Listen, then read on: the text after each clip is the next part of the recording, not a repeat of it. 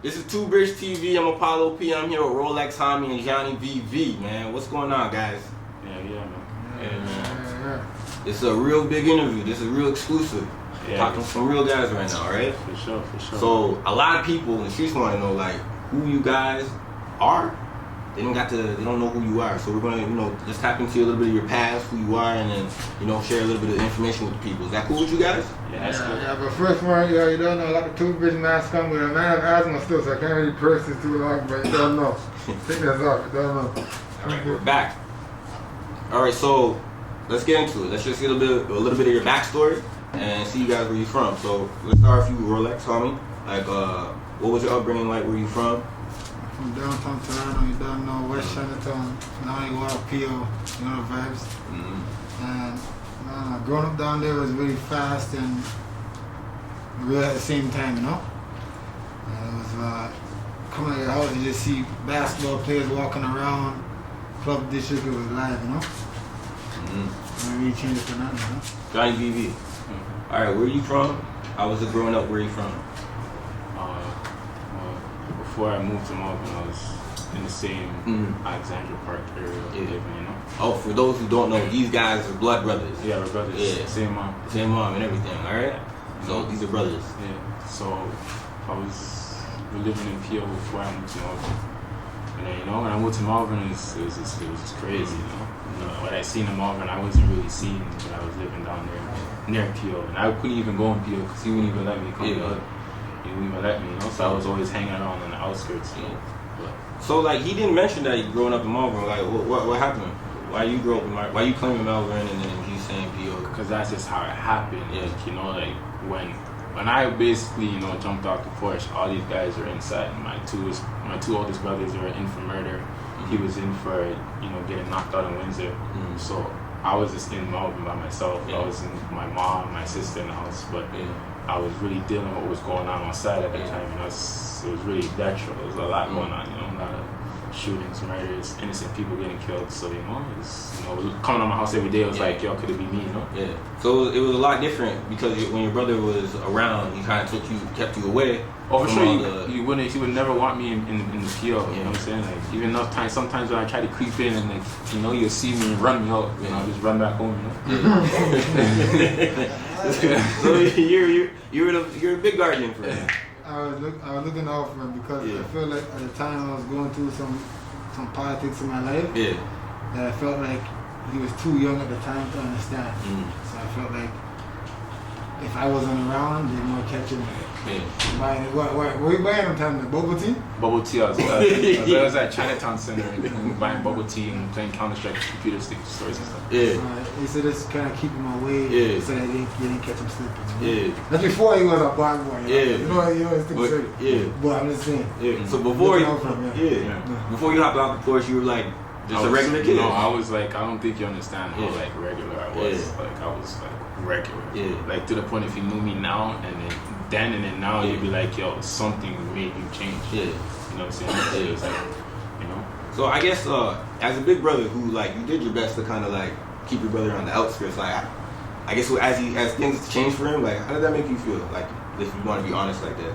It just shows you that the streets ain't really got no good ending.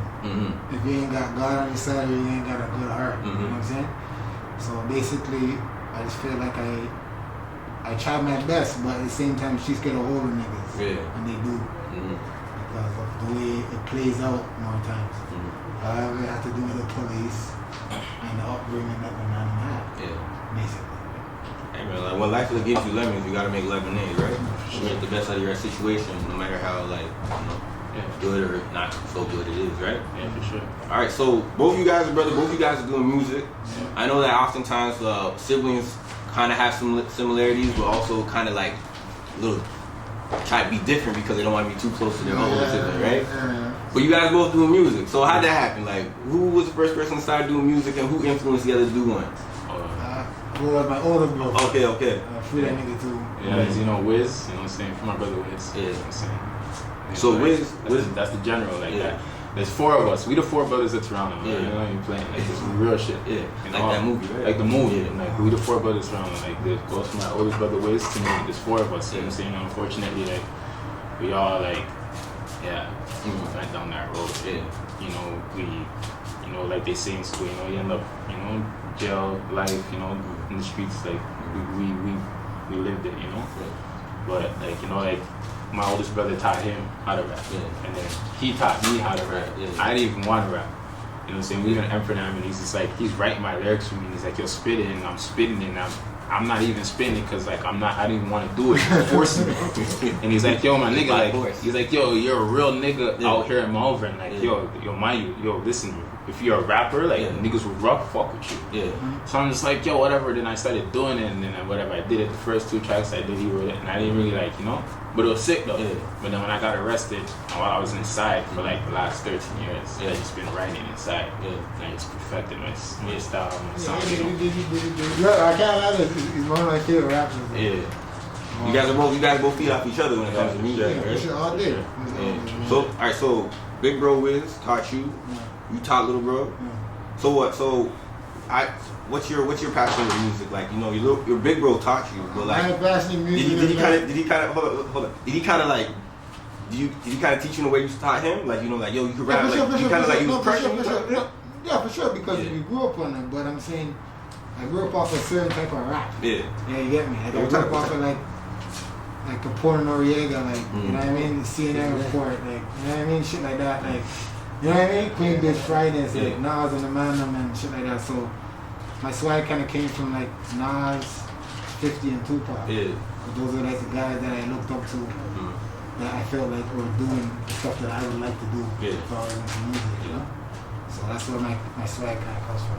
Those 2 guys, Tupac, 50, and all. Yeah, so in your music, you want to have like, you want to give back a feeling for people to think back on. Like, you know, like, I was used to, you have these conversations about like who's the better lyricist between like Pac and Biggie. But like at the same time, like maybe It's Pac. Yeah, but like, you know why? But you know why we say that though? It's because although he may not be as so lyrical, it's what he says, it sticks to you. Yeah, and then you want to do the same thing. No, but don't get me wrong though. Biggie was still a lyricist, but I'm just saying, me and my personal opinion, I would go with Pac. Based off of the stuff he was talking about. What about you, Biggie or Pac? I fuck with Biggie. Yeah, man, Biggie's nice. Biggie's nice. I didn't say you shit. I'm just saying, Tupac is my nigga, you know? Yeah. That's all. I say Tupac. I like Tupac just because, you know, what he says resonates with you. Yeah, you for know sure, what I mean? So, alright, so coming up doing music together, well, not doing music as, well, people can't see you doing music together, but like you guys are both doing music individually. Yeah. You know? You're putting out music, but not as consistent. Why is that, Rolex? Because my life is a little bit different than everybody else's. You know? So just going through a 1-2 thing, so I can't really move it the way everybody else does. But either way, I'm still on that same speed, you know? What about you? Like I've been in the studio knocking it down. Like I have a lot of tracks already ready, you know. It's just certain things is just spawning, you know, enough things. So it's just like it's easy to get. Enough things. Soon's coming soon. So like enough things is far then, like you know what I'm saying? But just enough things is spawning, so it's easy getting distracted, you know. But I know what I want with this music. Like I really like. Music saved my life when I was doing life. Like whenever I had a bad day, like I just write a song and something, you know. So it's just like, you know, like it always kept me strong and going, you know. So I just want to keep it pushing on out here, you know. You done but alright, Rolex. You put Rolex on. Let me say your whole name so people know who I'm talking to. You put out music during like over a extent of like over a decade and things like that. You work with the Newly Stacks and things like that. Like. Also, you put out a record, Avengers, right? It was doing numbers, like but it got taken down due to some like I don't know what was going on, but reports of the video. And how did that make you feel knowing that you had like a song that was buzzing strong within the city, but it was taken down? Like, do you ever think about how much views you would have up until right now if it was never? Yeah, I think about it, but I don't really care about the guys. I more care about the culture of it, you know. I don't care about the views and all this bullshit. But I'm saying. You know what I mean? I remember I grew up off of like a certain type of rap, you know? I grew up off of like D-Block, State Property, like, you know? These niggas, like, when you're in a rap game is a competitive sport. So just because you might go on a song and say, fuck a man's block doesn't mean that it's hard. It just means that you want you to see how you spit on a mic, kid. Just how that is, you know? Not like on a beef thing, but just on a competitive thing. That's what rap's about. Gladiator sport. Right? It's about rapping and shit. So rap battle and shit like, you know what I mean? Show your talent and shit like that. That's how I was brought up. Yeah.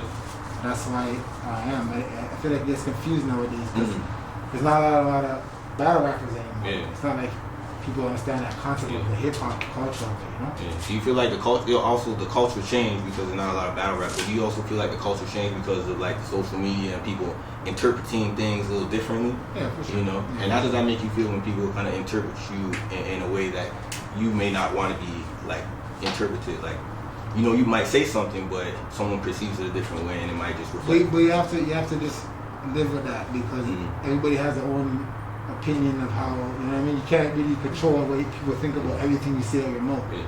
But as long as I feel like you know what your heart's dealing with, it's not really matters. Do you have an opinion on like the new era of things? Like someone being like a OG, someone being a veteran. We've seen kind of like the decades go by. Like, do you have an opinion on like how it is in the city? Yeah, not in the city, not in the city, like within like hip hop culture in terms of, I guess, locally at the moment, like. So in Toronto. Yeah. Like, do you have an opinion on like how the new era kind of perceives you and how everything is being put out there? I think sometimes when I get on the mic, sometimes maybe I might just speak a little bit too much from the heart sometimes. Yeah. But I feel like they get the vibes, you know. Yeah. It's not really that personal. It's only if you would take it that personal. Okay. It's All not right. really that. And then also, people interpreted what you said, like serve, in a particular type of way. Yeah. You know. No, I never once ever said that I was served or anything like that. Yeah. But I'm just saying that if it came down to that, Yeah. it can never be possible because I have like family from region, you know what I'm saying? And there's niggas that are from region that died that are still my dogs, Yeah. regardless of whatever people think is going on in the world. You know what I mean? So I make that clear. Yeah. So they understand that. Yeah. You know, we don't sure everybody region part means that you're ready to just kill like an old lady come out the building. Yeah. It's not. It's not that. No. Yeah. You know what I'm saying? Clearing that up. Yeah, It's impossible. It's impossible. That's impossible. I Yeah. have to laugh at that Yeah. sometimes. No, but Yeah. I just feel like with the police, when you get to a certain age with them, they either want you in jail or they want you dead. Yeah. And if you're not one of those two, then they're on your neck, and they're gonna make sure that they get that because they feel.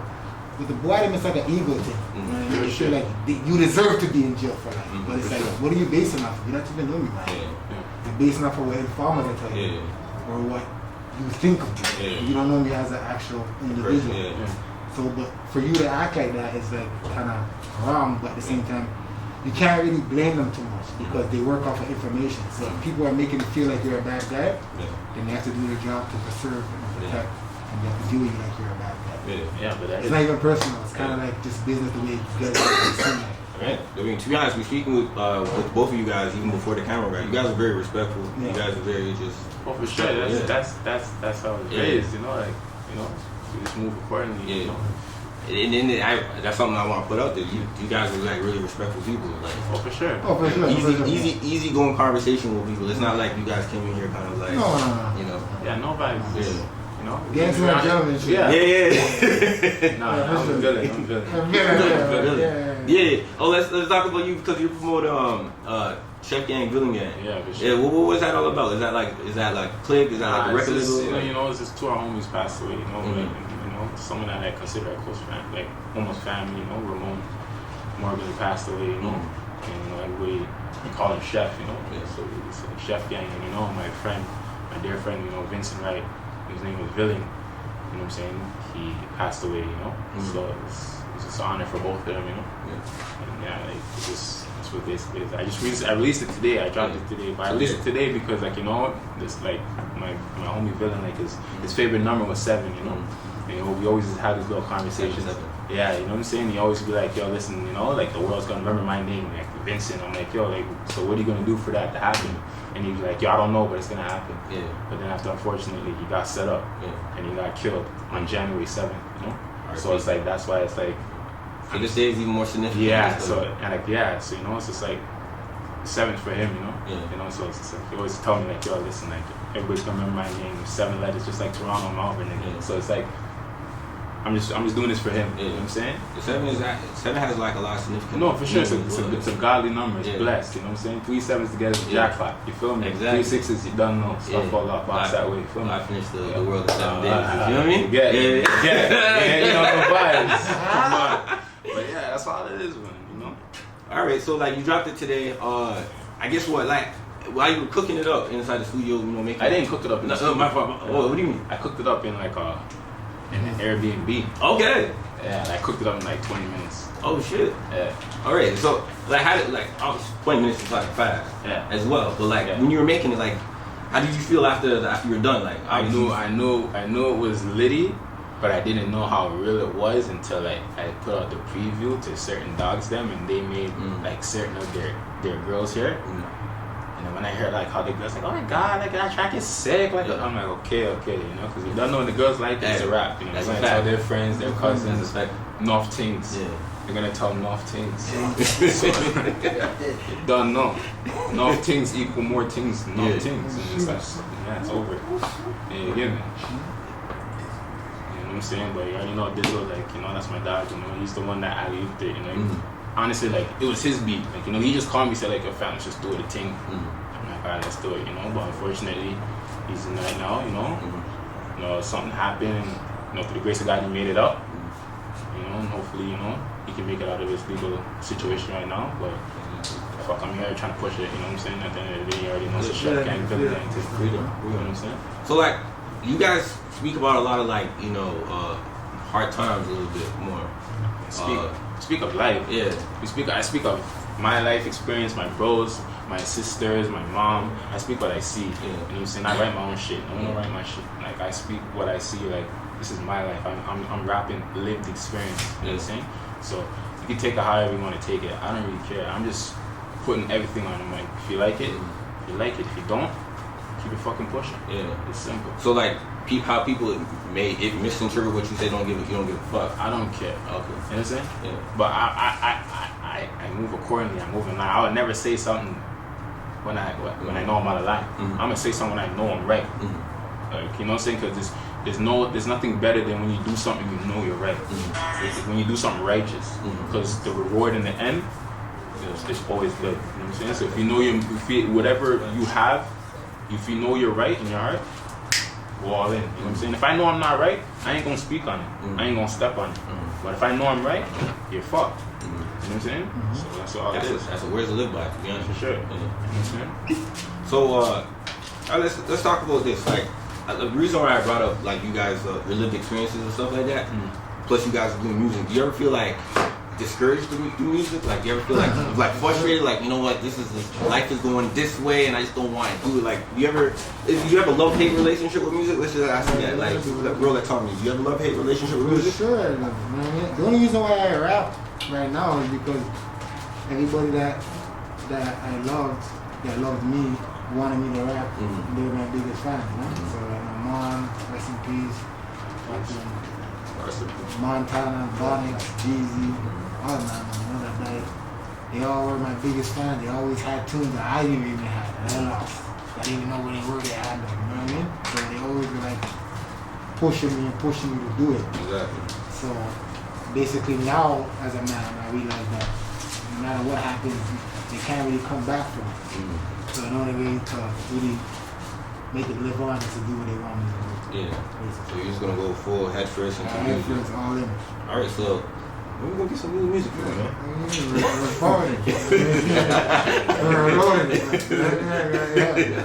All right. I'm glad that's the reason why it makes you wanna hit music over and over and over again. But what about you? Do you have like a similar story? Or is it kind of just like what? What's your love or hate relationship with music? Like if you have one. There's no hate with music. I just love music, period. Like you know what I'm saying? Like music like you know, when you're in a bad mood or something, you hear a certain song, it'll just put you in a good mood. You know what I'm saying? Like when you hear a certain song and you're with a bitch and well, not a bitch, but yeah, when you're in a bitch, all of a sudden like you wanna, you know, it puts you in a mood. You know that I just truly believe music is all about mood. Moods. This is what mood you're in that moment. Because some people, they'll hear a song and off the rip, they'll be like, yo, fuck this song. The song's whack. But then a week later, when they're gonna hear that song again, when they're in a certain mood, they're gonna be like, yo, this track is ton up. You know what I'm saying? So it's just like it's all the moods, man. And it's me, like I'm just laying it out. Like, if you like, if you rock it, if you don't. Especially on the late night. Especially on the late night when you might be driving and it's like a certain song comes on, you might skip it a whole bunch of times. Oh, for sure. And I always music is so powerful that like when I hear certain tunes, like one of my favorite tunes is so ironic because the way I rap is like Ashanti, foolish. So I'm saying like when you hear certain tunes, they remind you of certain parts of your life, and they bring you back to a place where life was simple, amazing. And, you know what I mean? So that's how powerful music is.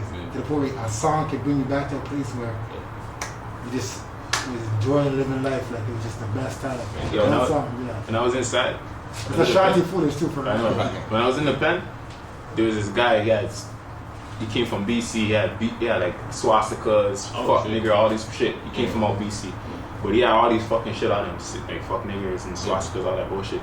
So it's just I just find it weird that every day he's always playing 50 Cent, Give It Your Die Trying, and Jay-Z Blueprint every fucking day. But he had this, he had all of this. You know what I'm saying? But we ended up brushing him anyways. But it just made it was we had to. We had to. We talking. We can't come under here and saying fuck niggas and whatever. We're gonna brush him, and we did that. But at the end of the day, it's just like. When I at the beginning I'm like, what the fuck? Like, how can you have all those shit on you when you're listening to Jay-Z and 50 Cent? But then I really sat down and thought about it. Like, yo, no, music is that powerful. It doesn't matter what the fuck. And you can hate somebody. That you can hate somebody and still like their music. So there's niggas in the city that make songs. Deep down in my heart, I know I don't like them, but I'm a real nigga. If you were to ask me, yo, what do you think about such and such song? I'm gonna be like, yo, on the real, that track was sick. That track was sick. Well, go on and see one. It's simple. But other than that, I just keep it real. Like, I would never lie. I don't lie to nothing. Like, yo, you know, you make a good song, you guys are good artists, but you done. No.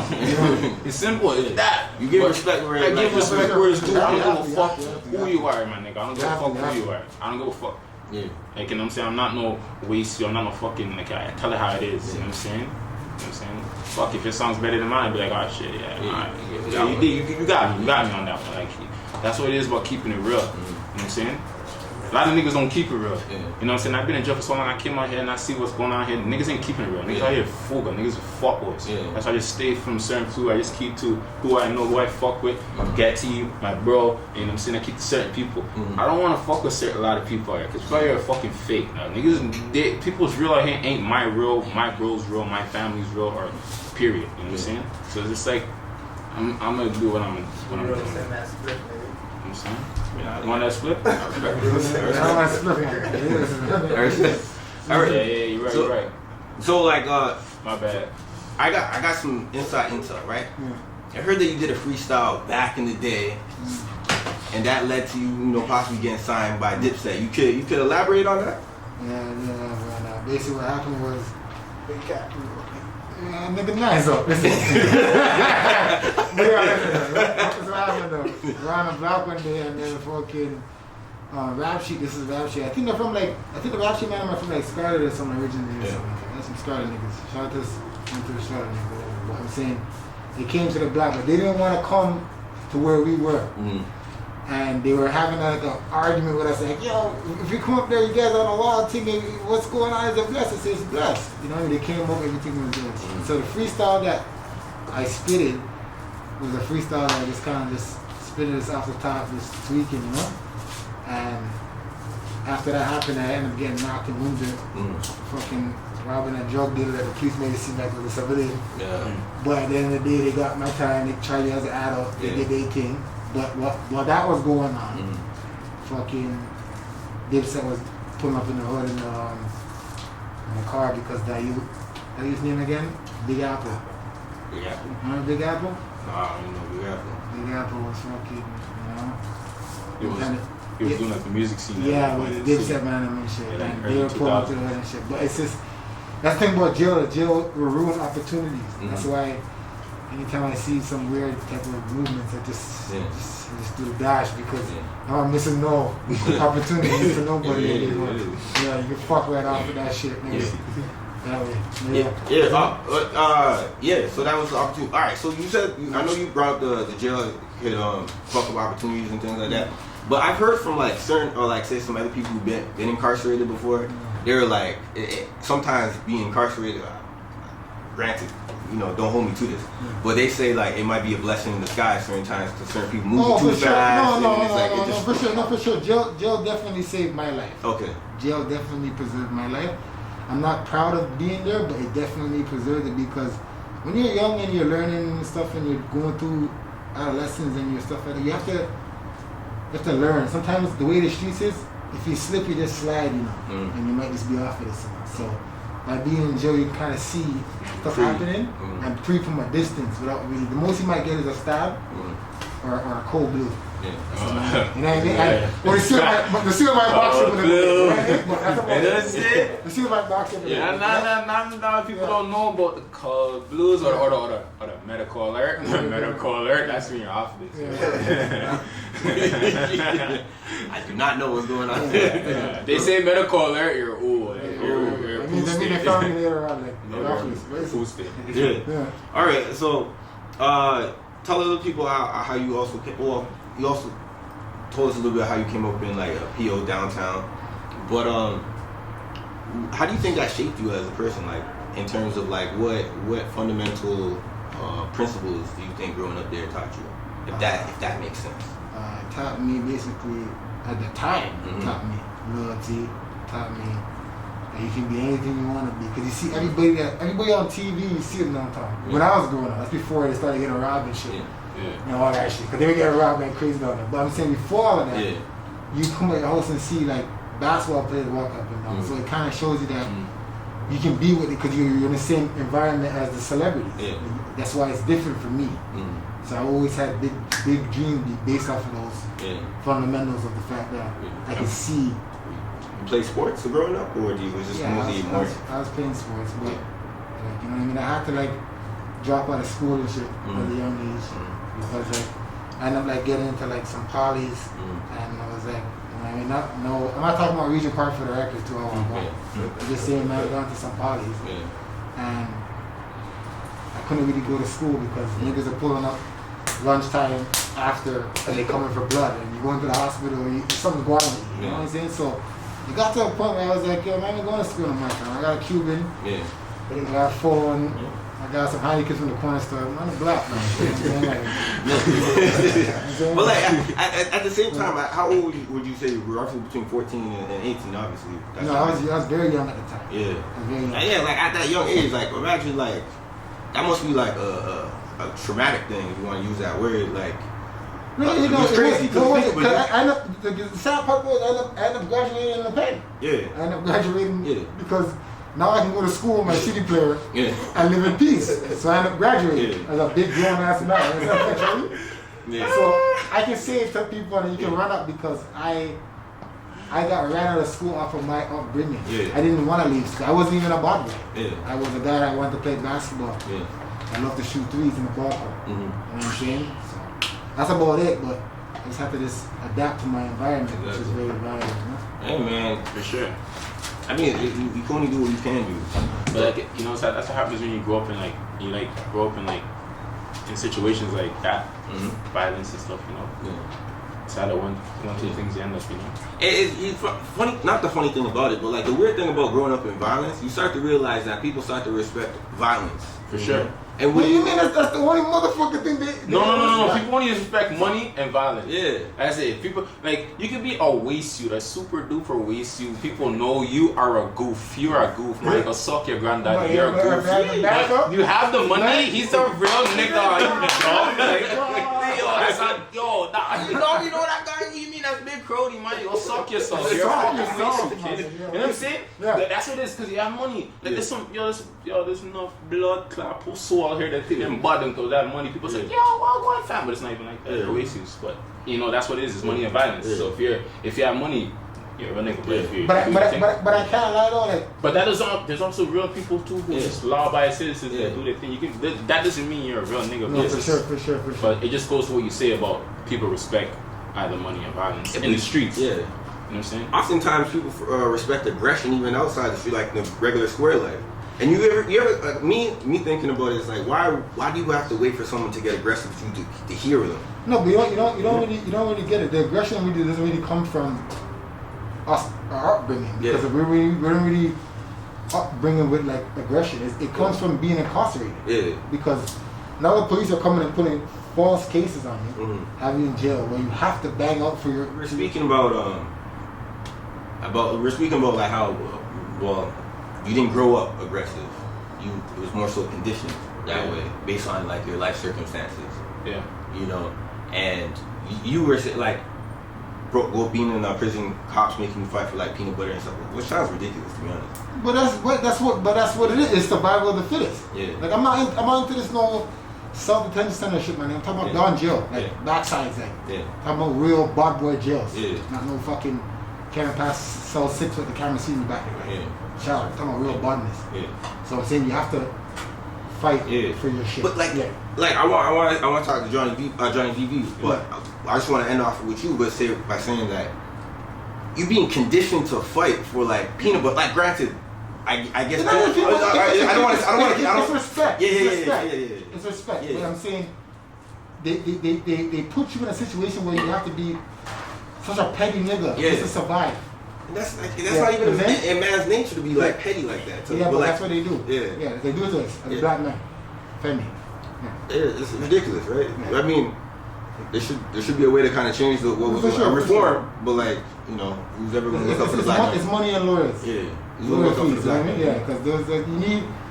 You understand? Like when you deal with the police, like they have like the government's giving like $50 million to give to guns and gangs for fucking gun violence. Yeah. And it's really us surviving. Yeah. Like it's us like dying from it actually. Yeah. Like, it's our friends, it's our brethren that actually died from that. So it's like when you're in a courtroom and the judge is saying, "Oh, I'm gonna give you 8 years because the gun violence is so crazy in tomorrow." I told the judge one time, like, what the fuck do you know about gun violence? Like it's my dog them that are dying.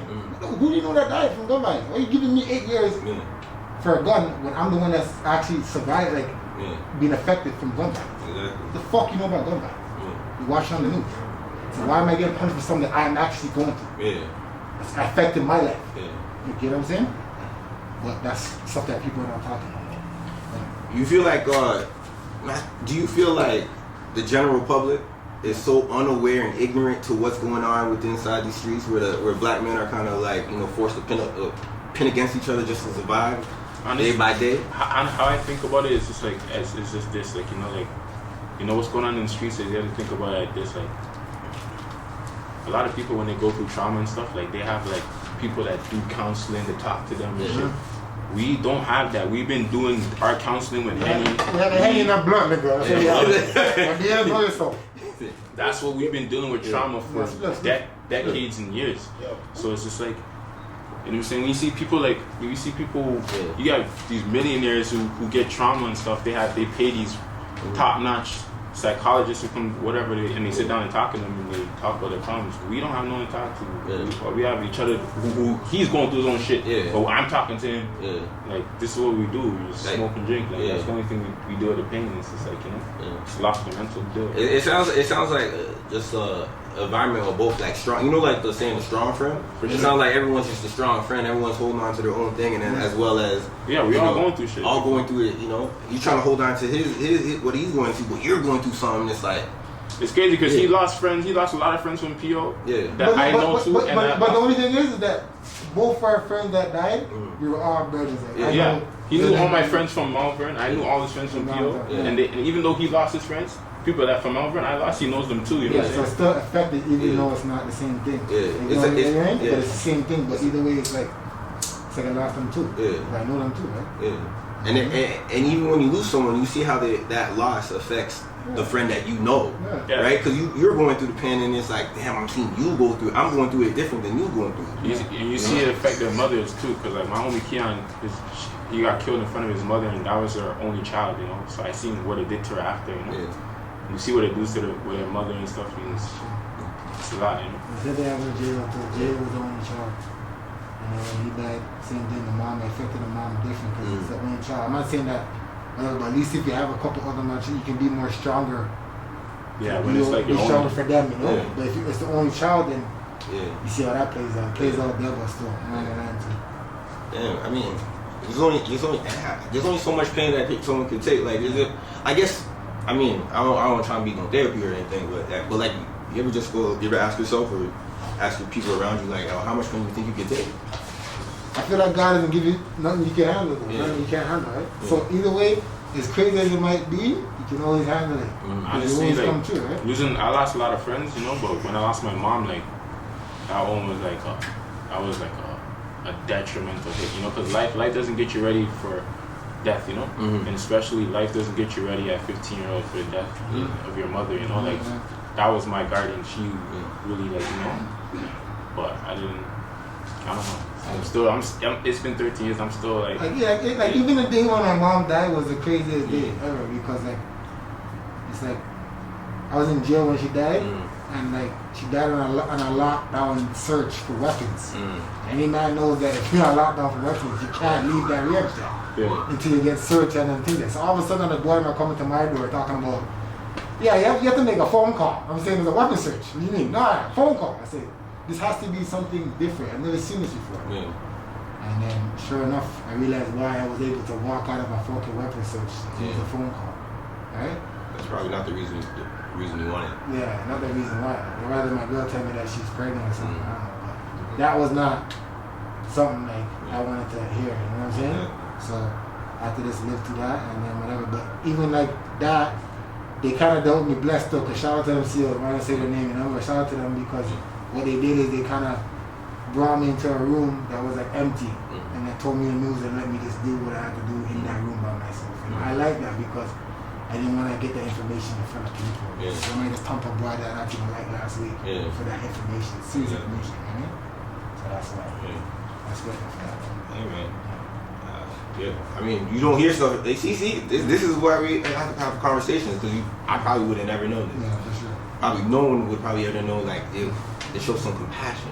They're not the SEALs, they're not all bad. Okay. Boy, I know about them, boy.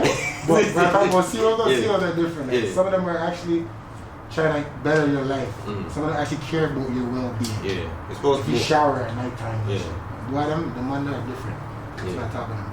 Yeah, we don't do that. But I mean, to be honest, I think a lot of times you attract not only the street people, but you attract the people from the suburbs who are kind of like looking into like the lifestyle.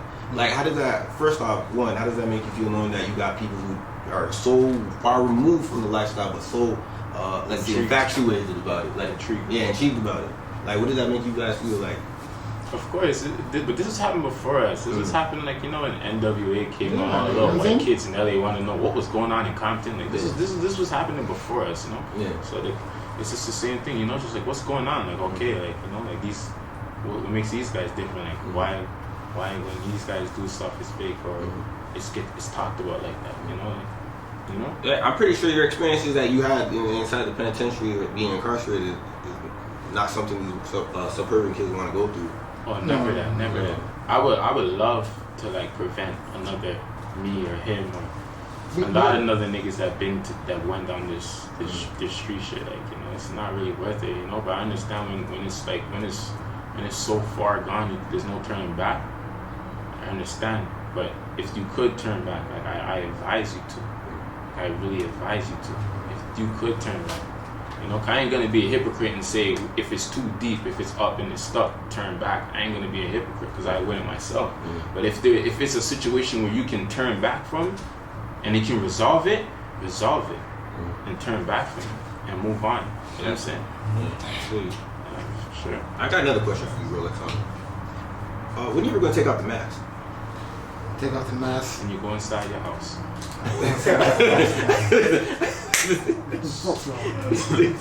And not even that. Yo, I fell asleep a couple times with my mask on. I even fucked my bitch with my mask on me. I even did a drill with my mask on me. You know what I'm saying? It was like, oh, Justin, come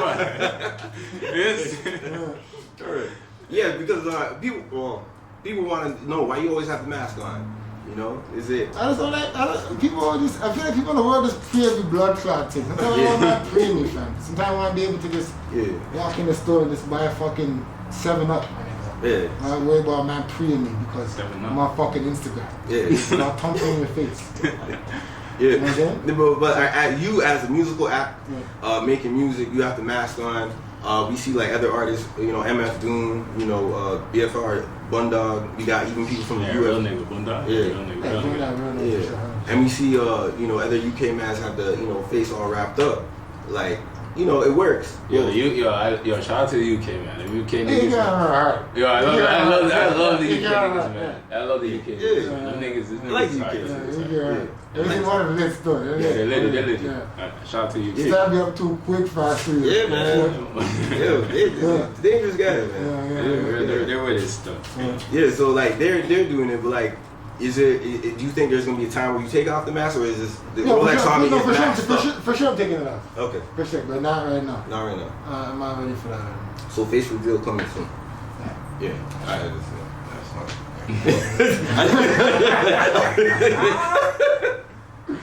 All right. That's what people want to know. People want to know. All right. So let's stay back to music. All right. So you dropped a song today. Yeah. You spoke about that already. Yeah. When can we get more music? Because you know what? Right now it's 2021. It's a new era. You know, things are kind of coming like this. People don't have attention span. Oh, for sure. For sure. But from now on, it's just heat. Like, we're running it. Mm-hmm. We have tracks. We have enough tracks together. You know. We've been doing things. We've been doing enough things, but it's just like, you know, like, it's just timing, you know. Yeah. So like how we did 30 Shy was just perfect timing, you know. Like, you know, so when I did Chef Gang, Villain Gang, like he wasn't even around. Like I just did it real quick, like in and out, you know.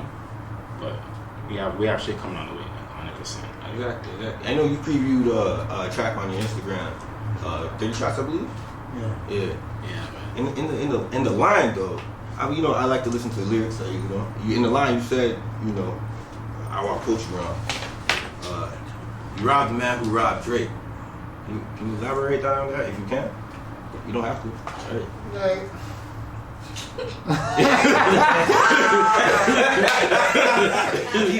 Yeah. So listen, man. At the end of the day, that's what it is. I'm gonna give it to them, man. This is what it is, man. I won't. But I'm saying, like, I felt like at the time, like, based off of whatever was going on, I felt like people were using that as a way to divide and conquer certain things. Certain things. So I felt like me having a voice, I could speak out to let the record be known that if people were using that as a way to make people feel like we were something, we're nothing. And that's basically it. Not even like no cloud thing or nothing, but it's just that the money I'll be a bit for watching something. So like really nothing. Alright, that's it. Yeah. Yes, that's it. I'm not going in. Yeah. I don't need headlock, headshot, then move on. Moving. Alright, so when can we expect more music from you? Like in terms of like, you know, maybe like a video, some project. I just want people to start recording the videos and just let me talk. Yeah. Because before me there was Tupac, so whatever I'm saying ain't that crazy. Allow me. I'm even talking all type of shit. So let me breathe and then you get the music. Yeah. Other than that, the reports and stuff and all this shit, it just makes it difficult. Yeah. You know? Do you often feel like at the moment your life is kind of stressful just because who you are? No, I have life. It's not stressful. It's only stressful if I make it stressful, which I tend to do because sometimes I get miserable. Yeah. I never get to tell me all the time, so I'm miserable and youth. But yo, get it? I like get it. That's a dog. But listen though. The real bang gets you. Let me say that again. The real bang gets you. I don't know about these next fool or Oasis. One bang gets you in round. Some driftwood stuff. Leave it at that. Touch some innocence when we steppin', but we pack name brands. That's some shit that they don't mention. The only reason why your trap house doing numbers, tell them.